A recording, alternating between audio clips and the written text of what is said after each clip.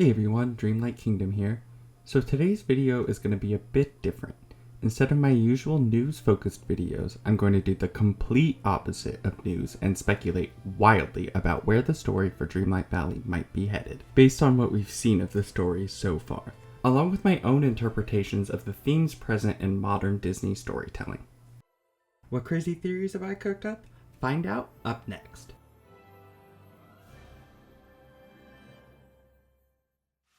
Alright, since I'm talking about the story, I need to warn you that there are major spoilers from late game quest ahead. So if you don't want spoilers, turn back now. Still here? Cool. So first off, I don't think Mother Gothel is lying. We are the long lost ruler of Dreamlight Valley. This has been my theory ever since they first revealed that Dreamlight Valley had a ruler who disappeared before the Forgetting. It makes total sense as to why we are able to wield Dreamlight magic and why we ended up in Dreamlight Valley in the first place, if we are, in fact, the long-lost ruler. Plus, the opening of the game describes Dreamlight Valley as a place that feels familiar. I think that's because we've been here before.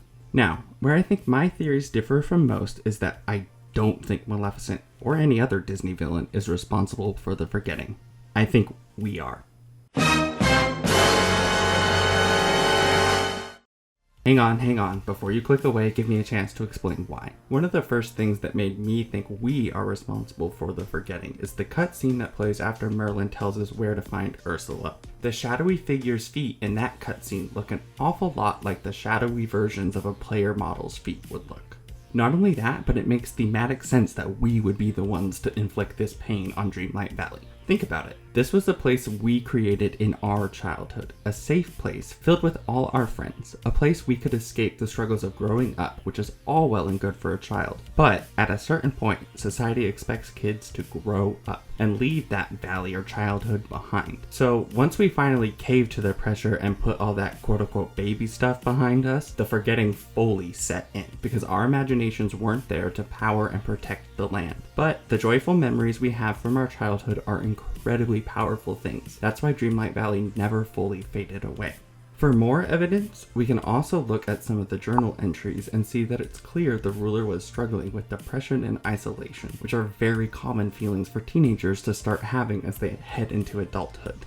I think these feelings corrupted our Dreamlight magic and created shadow versions of ourselves. We used to keep this shadow ruler, aka adulthood, at bay, but the battles eventually wore us down, causing us to abandon Dreamlight Valley, metaphorically abandoning our childhood, which allowed the shadow ruler to finally inflict the full force of the Forgetting on Dreamlight Valley. Now that we are back, I think we are going to learn to confront the shadow ruler by embracing the things that brought us joy in our childhood. I see this as a story about healing yourself and the world around you by literally embracing your inner child, loudly and proudly declaring your love for the things the world might view as childish. Basically, I think this is one big metaphor for being a Disney adult, which I also see tying into Disney's recent approach to storytelling.